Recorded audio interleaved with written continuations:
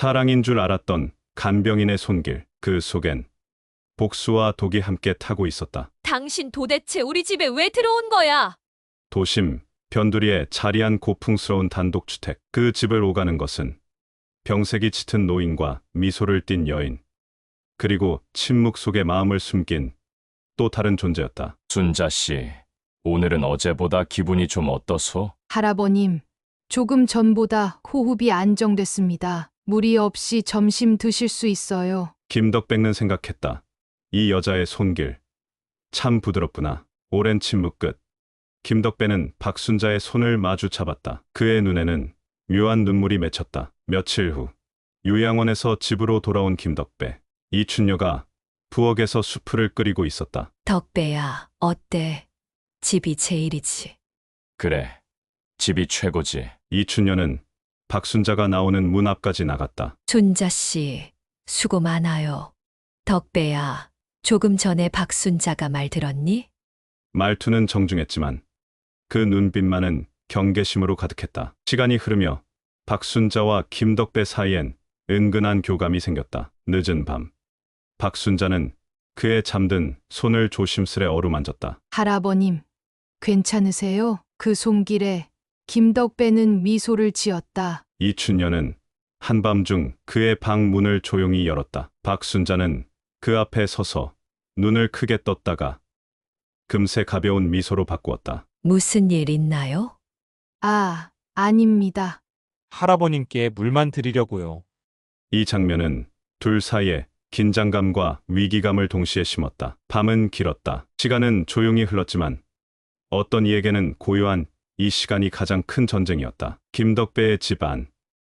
그곳에는 서로 다른 목적을 가진 세 사람이 한 지붕 아래 머물고 있었다. 그리고 그중 한 사람 박순자는 잠들지 않았다. 박순자는 거실, 소파에 앉아 있었다. 손에는 오래된 사진 한 장, 사진 속엔 젊은 시절의 한 여자, 그리고 중년의 남자, 그리고 작은 어린 소녀가 있었다. 그녀는 조용히 사진을 만지며 입을 열었다. 아버지, 제가 드디어 여기까지 왔어요.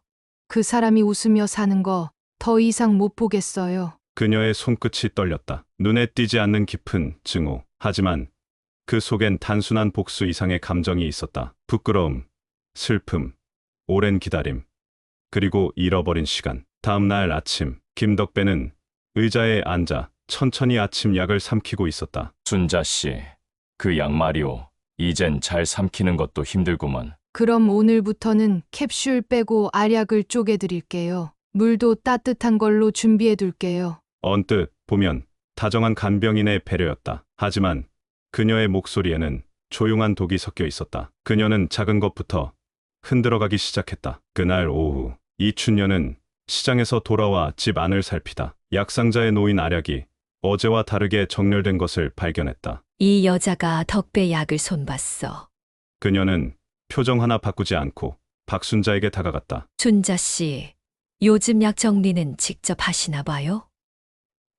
네, 할아버님이 삼키기 어려워하셔서요. 걱정 마세요. 용량은 정확히 맞췄어요. 말은 정확했다. 그러나 진심은 아니었다. 박순자는 이춘녀의 눈빛을 똑바로 바라보며 조금도 흔들리지 않았다. 그건 자신감이 아니라 오래전부터 준비해온 사람의 눈빛이었다. 그날 밤, 김덕배는 침대에 누워 천장을 바라보고 있었다. 몸은 점점 무거워지고 머릿속은 잦은 혼란 속으로 빠져들고 있었다. 그는 그것이 노쇠 때문이라 생각했다. 그러나 그것은 매일 조금씩 바뀌고 있는 약의 조용한 영향이었다. 이젠 꿈인지 현실인지 잘 모르겠구먼. 괜찮아요. 그냥 편하게 계세요.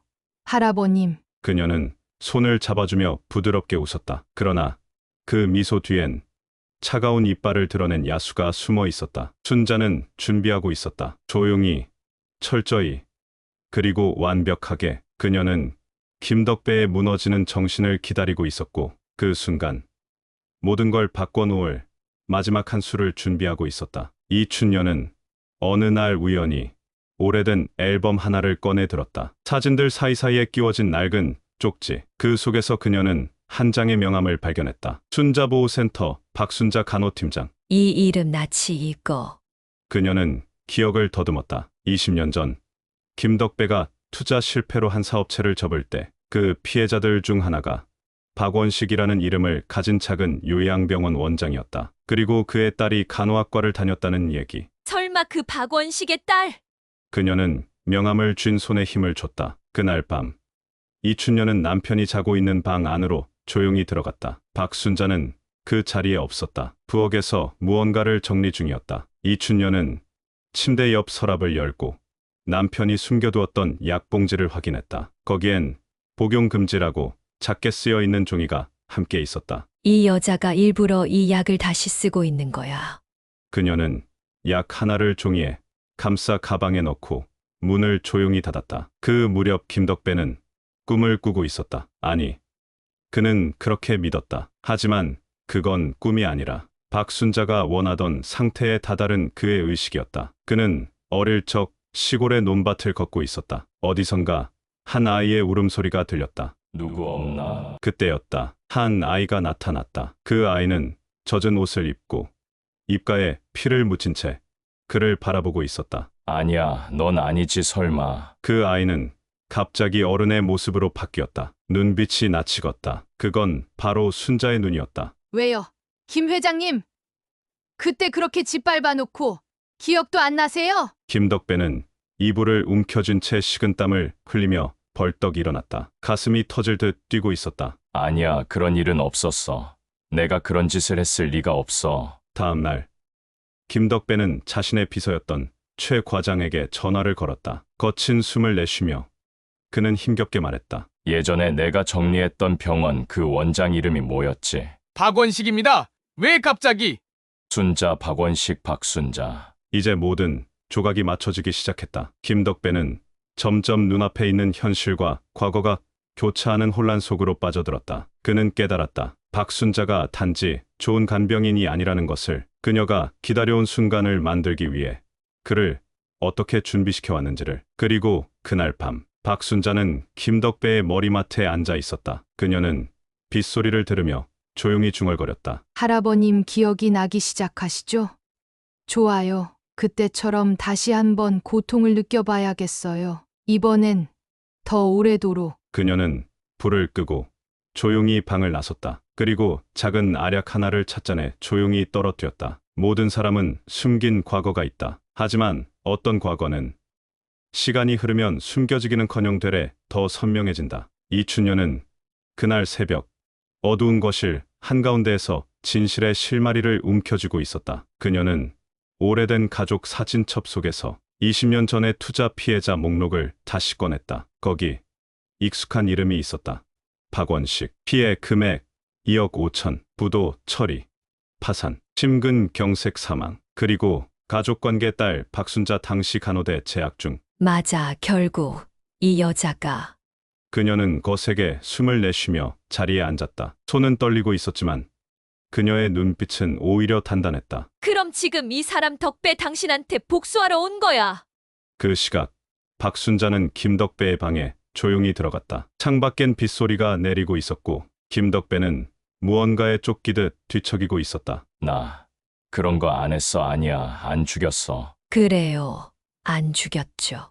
하지만 당신이 외면한 것들이 사람을 죽였어요. 그녀는 그에게 향수를 뿌리듯 병 하나를 책상 위에 올려놓았다. 무색무취의 액체가 담긴 유리병. 이건 당신의 마지막 기억이 될 거예요. 고통도, 환상도, 죄책감도 전부. 이튿날 아침 침대에 누운 채 현실과 환상을 오가고 있었다. 과거의 회의실, 싸늘했던 계약서, 한 남자의 절규, 그리고 자신이 아무 말 없이 등을 돌렸던 그날의 장면이 반복됐다. 내가 그 사람을 망쳤어. 그는 두 손으로 얼굴을 감싸쥐며 흐느꼈다. 70년을 살아오며 단 한 번도 마주하지 않았던 죄의식, 이제 그것이 그의 가슴을 찢고 있었다. 그 사이 이춘녀는 병원 원무과를 방문해 박순자의 신분 자료를 요청했다. 공식적으로 간병 계약을 맺은 자료였기에 주민등록번호가 있었다. 그녀는 바로 변호사 사무실에 연락을 취했다. 신원조사 바로 해주세요.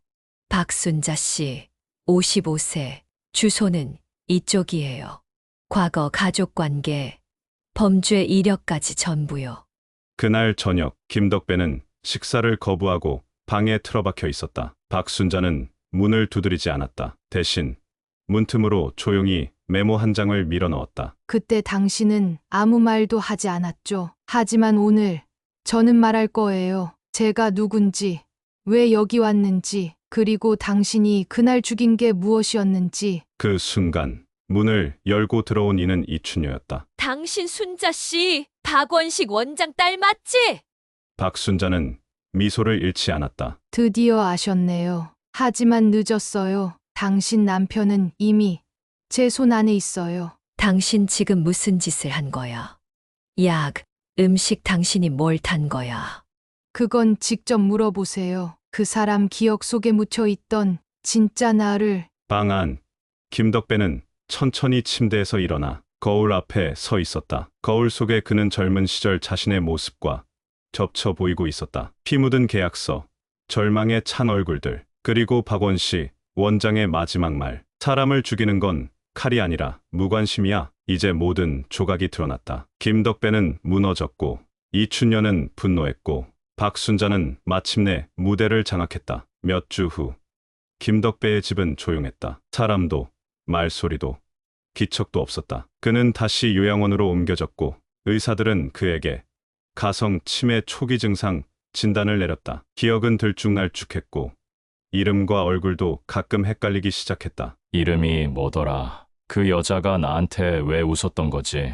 그는 거울을 보지 않는다. 이제 그의 얼굴은 그에게조차 낯선 것이 되어버렸다. 이춘녀는 모든 간병인을 해고하고 조용히 김덕배 곁에 남았다. 그녀는 매일같이 남편의 식사를 챙기고 약을 직접 관리했다. 나는 당신이 불쌍하다고 생각하지 않아. 다만 그 많은 걸 가지고도 아무것도 남기지 못한 당신이 참 외롭구나 싶어.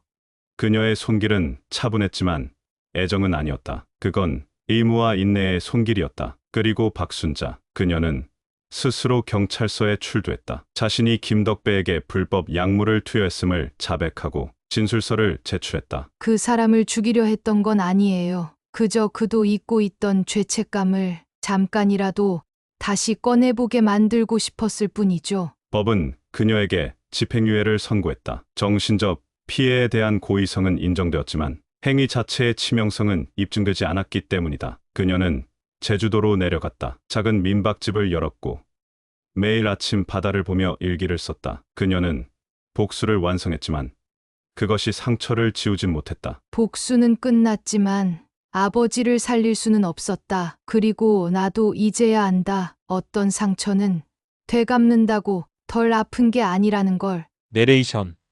어느 여름날 오후, 이춘녀가 요양원에 앉아 김덕배의 머리를 빗어주며 말했다. 당신이 준 상처도 그 여자가 남긴 흔적도 결국 우리가 평생 안고 살아야 할 몫이야. 김덕배는 그 말을 이해하지 못한 듯 창밖을 멍하니 바라보다 느릿하게 물었다. 당신 이름이 뭐였더라? 이춘녀는 대답하지 않았다. 그저 묵묵히 다시 빗질을 이어갔다. 이 이야기는 단순한 복수가 아닙니다. 기억과 책임, 회피와 마주함에 대한 이야기입니다. 누군가는 잊고 살았고, 누군가는 잊지 못해 무너졌으며, 또 누군가는 끝까지 떠나지 않았습니다. 복수는 끝났지만 고요한 전장만이 남았습니다.